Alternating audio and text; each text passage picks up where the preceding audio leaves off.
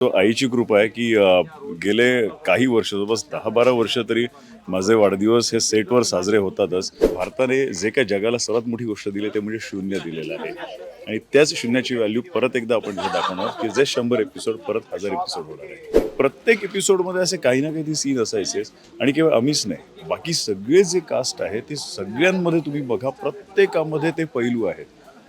त्यांना सुद्धा हाच अनुभव आलेला आहे. त्यामुळे मी असं म्हणतो ना की हा प्रोजेक्ट पूर्ण अलौकिक आहे. प्रत्येक एपिसोड आम्हाला ना तो स्पेशल वाटतो त्याच्यामुळे. नमस्कार, मी अंकिता शिंदे. इट्स मज्जा मराठीमध्ये तुम्हाला सगळ्यांचं स्वागत. उदय ग अंबे या मालिकेने नुकतंच 100 भागांचा टप्पा गाठला आणि सध्या माझ्यासोबत आहे मयुरी आणि देवदत्त सर. दोघांचंही अभिनंदन. खूप छान आहे तुमचा प्रवास, खूप चांगला मेसेज देताय तुम्ही. पण काय सांगाल, तुमच्यासाठी हा प्रवास कसा होता? आपल्या इथे स्त्रीला नेहमी उच्च स्थान दिलं जातं, सो ते कुठल्याही क्षेत्रामध्ये असो. आणि आपण सुरुवात सुद्धा सरस्वतीपासून करतो, मग तशी सुरुवात आपण मयुरीपासून करूया. नमस्कार. खरंच म्हणजे सांगायचं तर 100 एपिसोड हा प्रवास इतक्या सहज घडला. म्हणजे एकतर आमचं म्हणजे मी ह्या सगळ्यासाठी प्रोडक्शन हाऊस, माझे प्रेक्षक आणि संपूर्ण टीमचे आभार मानते. कारण खरंच कळलं नाही की हा 100 हा टप्पा आम्ही कसा गाठला, कसे पोचलो. आणि खूप छान वाटतंय कारण 100 एपिसोड ही खूप मोठी गोष्ट आहे आणि असेच खूप एपिसोड्स करायचे आहेत, त्याच्यामुळे छान वाटतं. अगदीच. पण तुझं कौतुक आहे, कारण इतक्या विविध भूमिका असतात त्या सगळ्या चोख साकारणं, कॉस्ट्युम पासून सगळं, म्हणजे डायलॉग वगैरे, डायलॉग डिलिव्हरी ते खूप छान पद्धतीने करतेस. तसंच करत राहा. देवदत्त सर, मला तुम्हाला विचारायला आवडेल, तुमचा वाढदिवस आहे.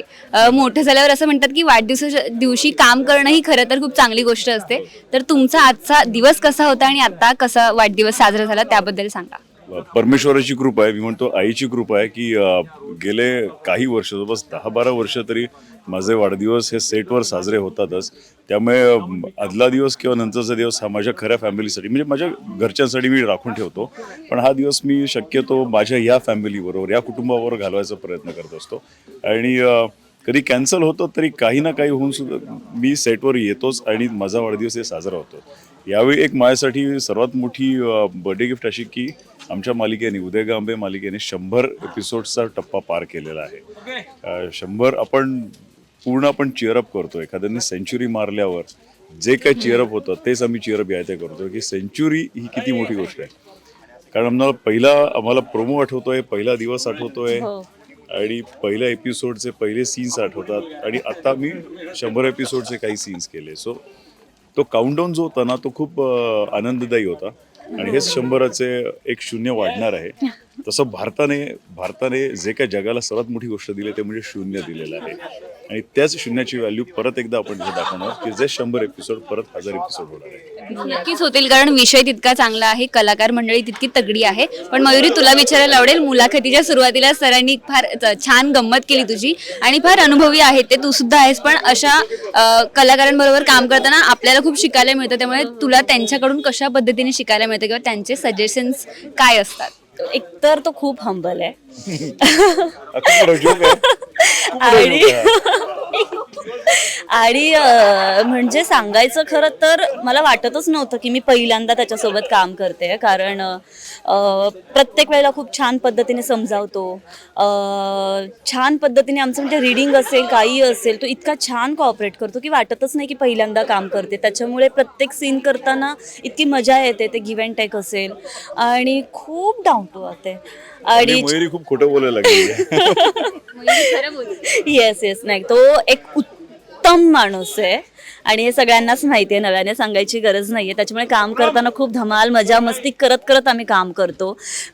बऱ्याचशा गोष्टी असतात ज्या तो मला सांगतो, मीही त्याला काही सजेस्ट केलं की तो तेवढाच म्हणतो ना स्पोर्टिंगली घेऊन तो ऐकतो. खूप छान सजेस्ट करते. त्यामुळे असं काहीच नसतं आमच्यामध्ये की हो, त्याच्यामुळे काही भेदभाव प्रकार नसतोच. हो.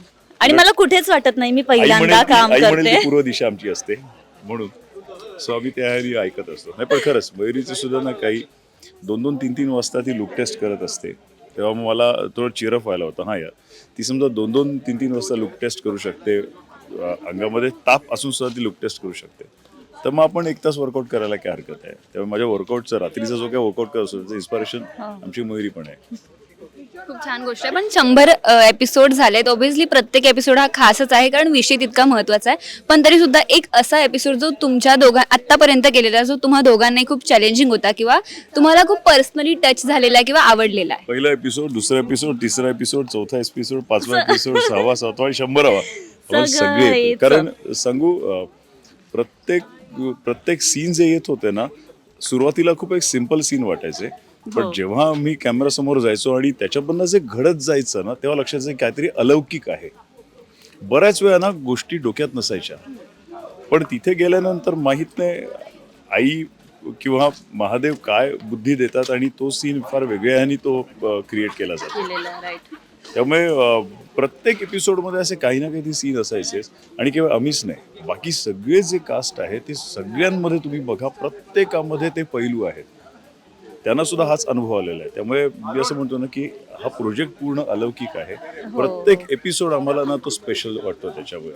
मराठी मनोरंजन सृष्टीमधील मालिका, चित्रपट, नाटक तसेच कलाकारांबद्दलच्या नवीन अपडेट्स जाणून घेण्यासाठी नक्की सबस्क्राईब करा इट्स मज्जा मराठी या आपल्या नवीन यूट्यूब चॅनलला.